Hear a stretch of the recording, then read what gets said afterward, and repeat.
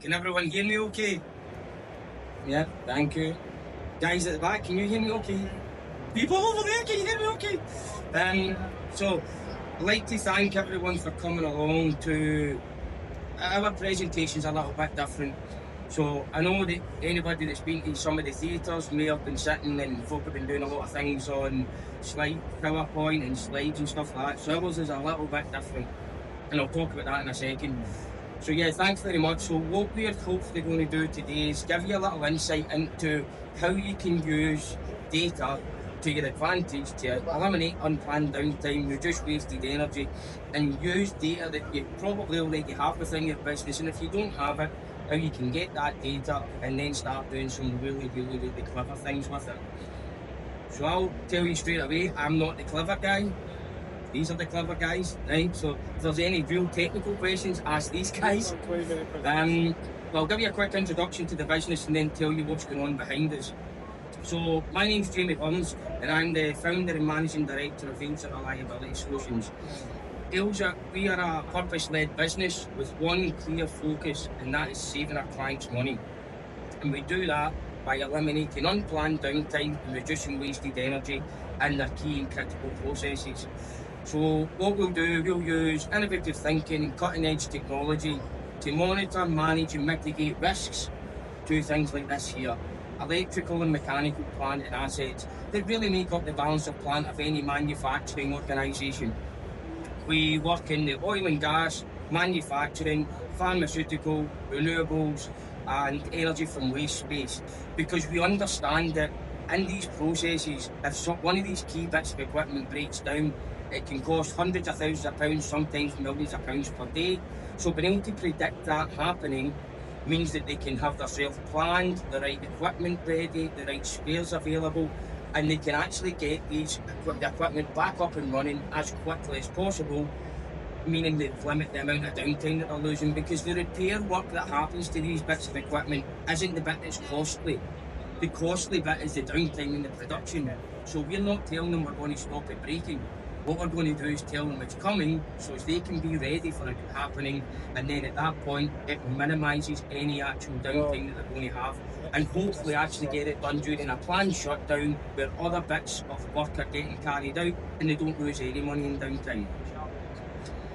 So as I say, what we're going to be doing is something a little bit different today. What we've got on the screen here, and the guys will talk you through individual parts, but I'll just give you an overview.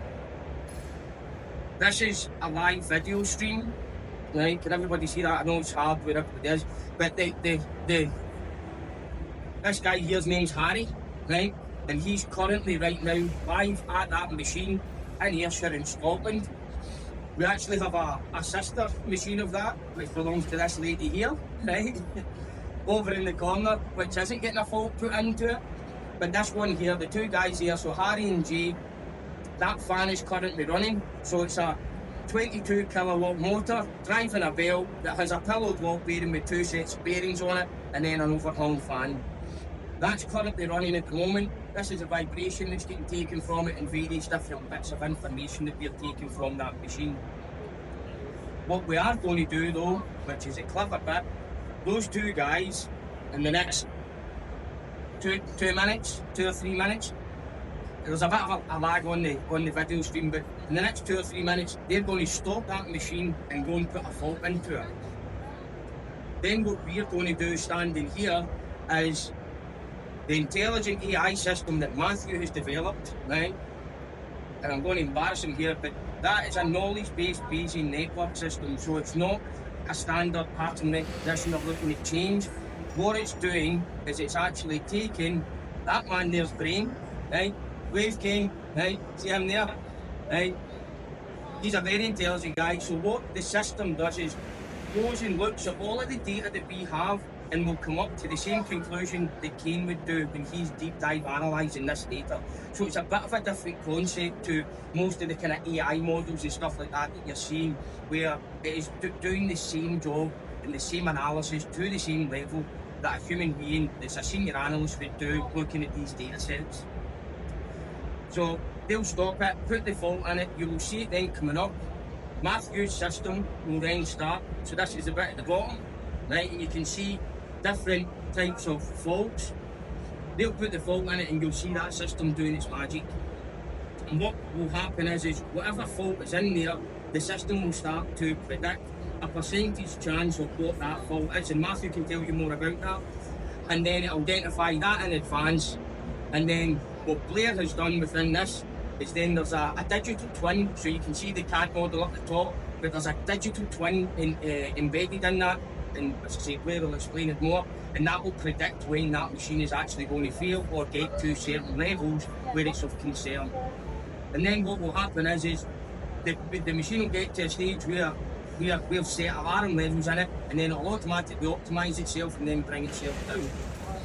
The reason that we're doing this is just to show the power that can happen with having access to data and using some intelligent insights on that data to, one, predict failures, but also to look at the optimisation of your system. We've got lots of examples where you've got a bit of equipment that has an issue in it, right?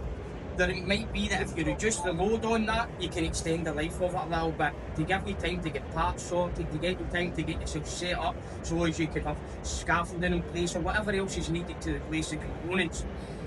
So it just shows that at different levels you can start to manage your faults better. Because right now, the way that most of our clients that we work with, the truth breaks, right? They then get us involved, and then we're saying, right, we're going to tell you it's coming, but we also want to help you try and extend the life of the production process until such time as you're ready to do the repair work. So that's basically the insights of it all.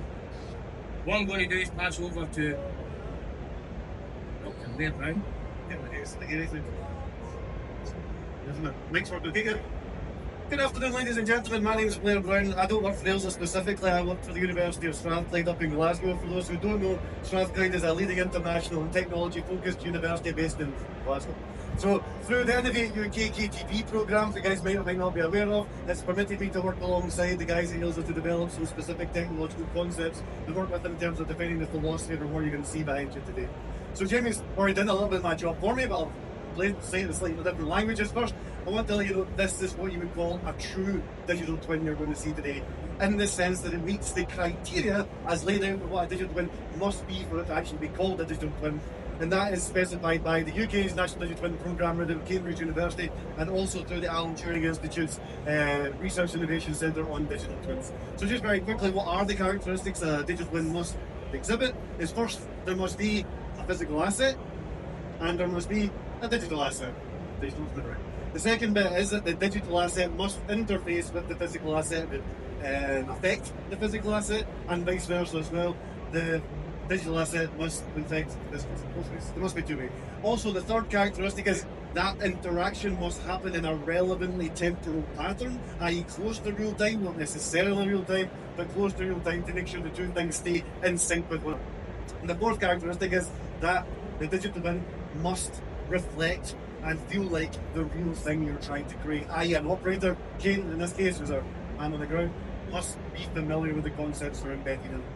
So, like I say, Matthew's the guy who developed the AI system, so we'll let Matthew talk about the AI system. But just to make the case that you don't have to have an AI system in a digital twin, there is an AI system embedded into this digital twin. Jamie covered it already, Matthew will talk about it a little bit more. But the point of one of the reasons of developing the digital twin was to demonstrate how you could do online condition monitoring of a plant, but also how you could embed AI into that process of online condition monitoring of a mechanical system. So what you're seeing today is almost a technical, functional demonstrator of those concepts playing out in real time when it gets started. It's not quite started yet, but it'll be going in a minute. So I just want to take you a little bit around the architecture. We are seeing what's in the digital twin here.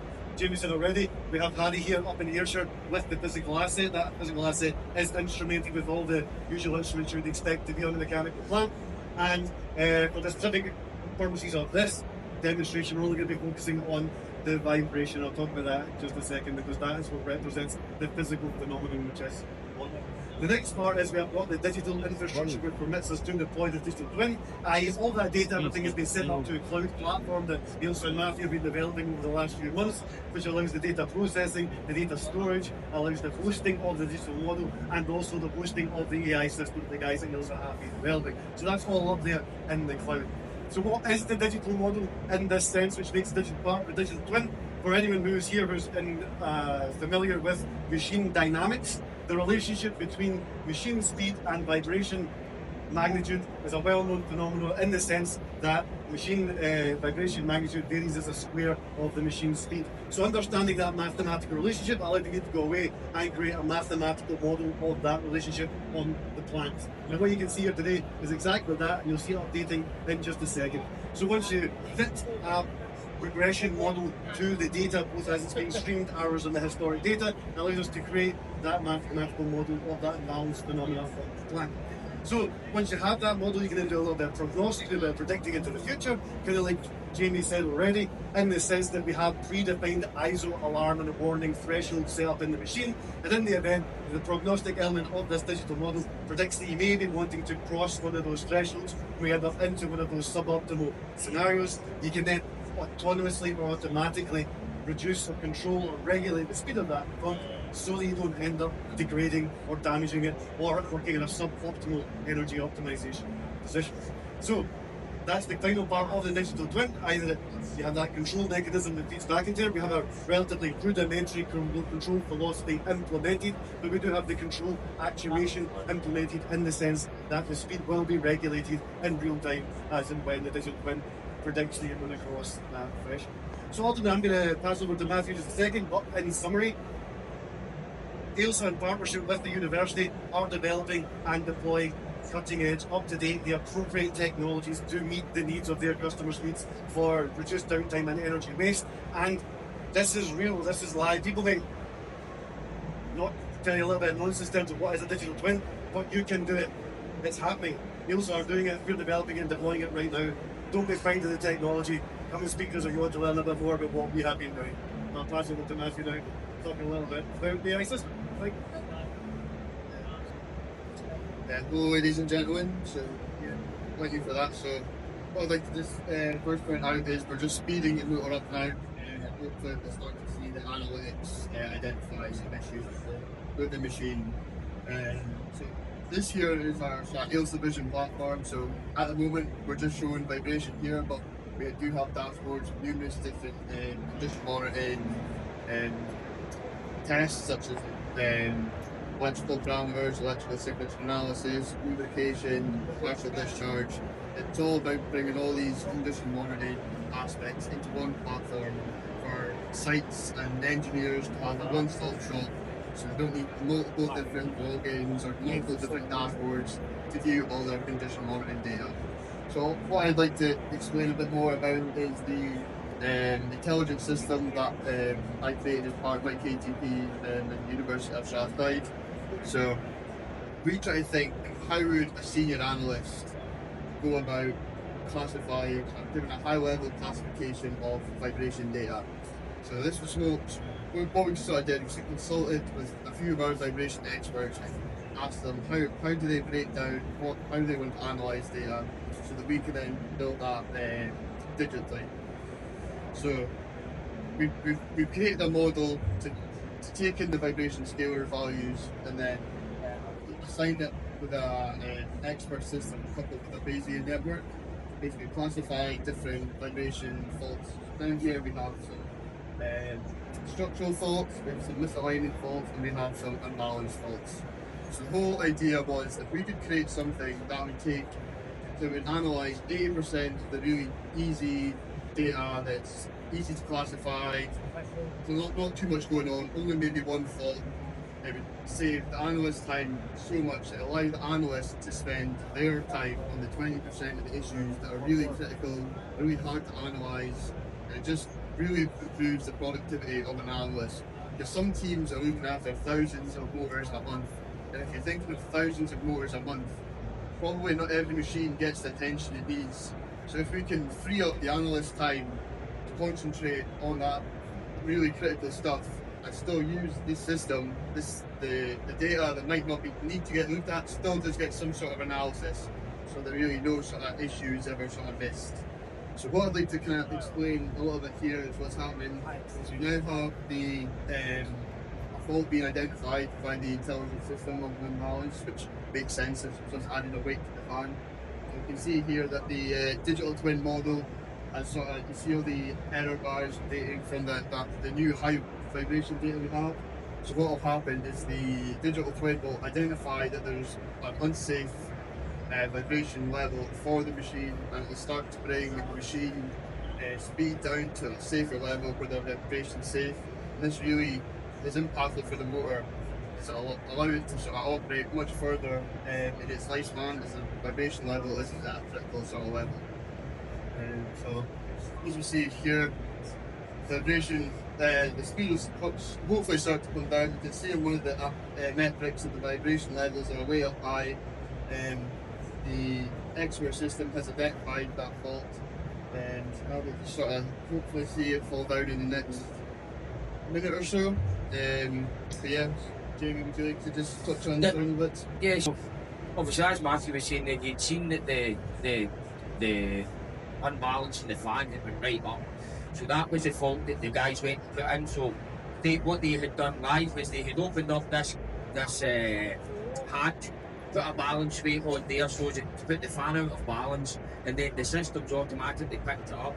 But what you also seen is that there's different faults there as well. So I'll give you an example. When we showed a customer this probably 4 weeks ago, Kate, and we did the same process. But what happened is the structural looseness went right through the roof, and when we weren't expecting that.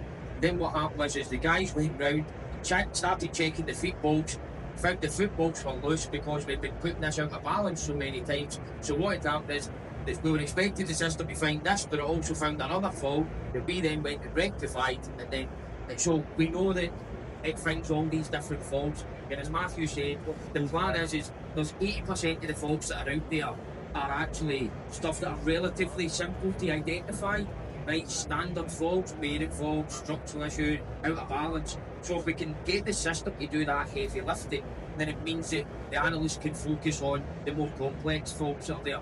So just to go on to the reason why we did this. So this has now been in development for about 3 years. The reason why we did it is we as a business, so there's two things in it. So we as a business, our growth had been kind of held back a little bit because an analyst can only look at so much data. So we're looking at over 4,000 machines every month, and the amount of people that we've got can only look at so many of those machines. So what we're saying is internally, if we can get the system to do a lot of that work, then we can then scale up as a business. But then what we realised is the more customers we dealt with, most of the customers out there don't have people with the skills or the time within their business to sit and look through all this data. So as well as it being a benefit to us as a business, it's a benefit to our clients. So what it means is we can give them this system, they can manage the health of their equipment internally themselves without the need to understand all the spectrums, all the graphs, everything else that goes with it, and it will predict failures that are there. And then they get a company like us in, if need be, to try and help them with the complex faults that the system can't identify. Because what we see is there's companies out there saying, oh, we'll identify everything.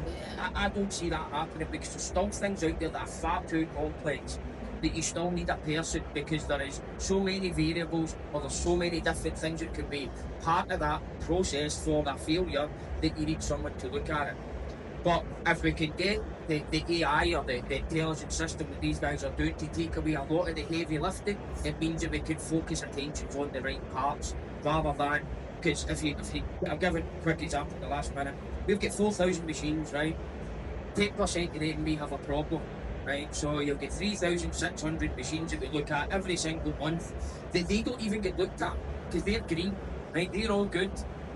See, if you've got this system, and what you can do is you can catch a fault earlier in the process, right? So you're saying, right, that's green, it's changing a wee bit, we don't need to worry about it. So it's nowhere near the stage where someone's actually going to look at it, but you know it's coming and you can see the change and you can monitor and manage that through the process.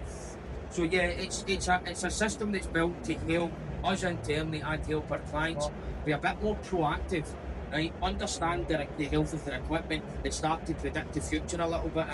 And where Blair's model comes in is, obviously, once you start deploying this kind of stuff, it's turning around saying, this is exactly what's going to happen to your piece of equipment in the future. So yeah, I don't know if there's anything else you guys want to add. So I think is that our time up?